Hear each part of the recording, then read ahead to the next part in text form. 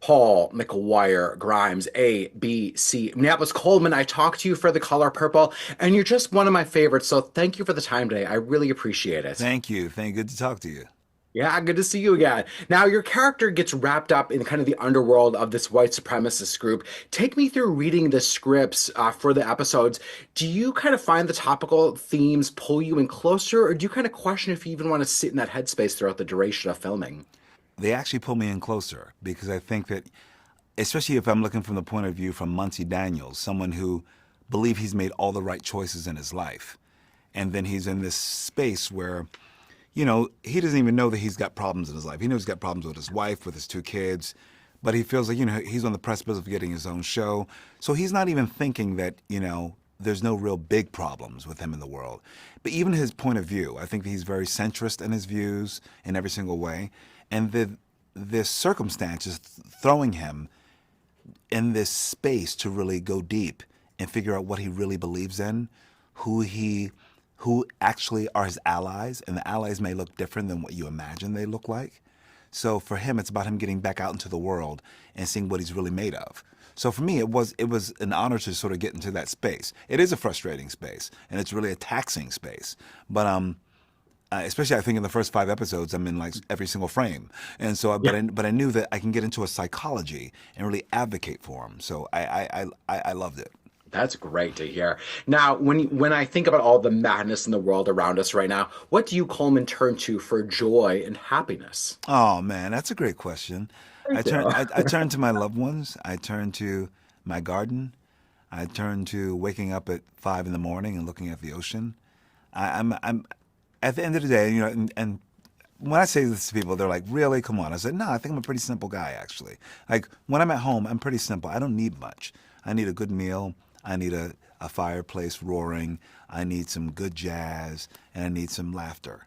And so I make sure I take care of myself in that way. I need fresh cut flowers. I'm really sort of like simple yet a little, not so much so because I do need like some really good things.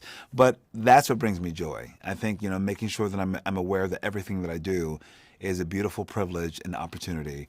And hopefully whatever I'm doing, I'm making a difference in the world in some way. That also makes me feel good. Okay, we're going to talk about that in a second.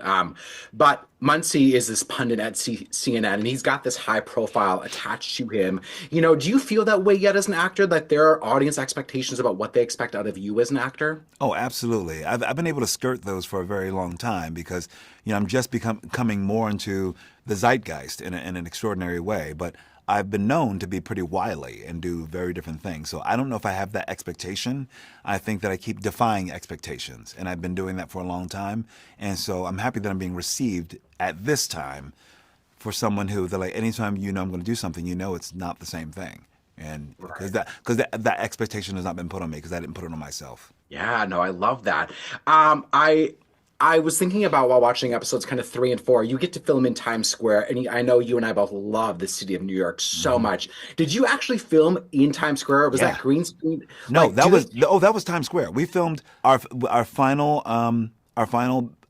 days of shooting were definitely in Times Square, and literally around 44th Street to 42nd Street on Broadway and 7th Avenue, and it's wild. It's wild. I mean, I couldn't even believe we were doing it. I was like, so how are we going to lock this down? But we did, and the wildest thing is still New Yorkers barely care that you're shooting there. Like camera crews, you name it, they don't care. They're not paying attention.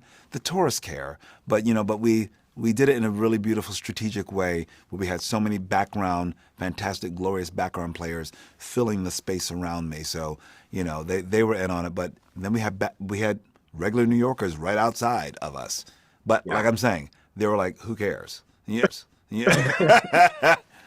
I love that. You talked about having an impact on the audience, and I want to wrap by saying that Sing Sing was incredible. Thank you. Such a masterpiece, and you were so brilliant in it. And that is life affirming. That is showing the importance of the arts and why the arts and theater matter. So thank you for telling that story, and thank you for bringing that to us as well. I love that movie so Thank freaking you. much. So thank you for that. And I got the wrap. So thank you for the time today, I Coleman. Always, appreciate you. Thank you. I appreciate you too. So All right. thank you.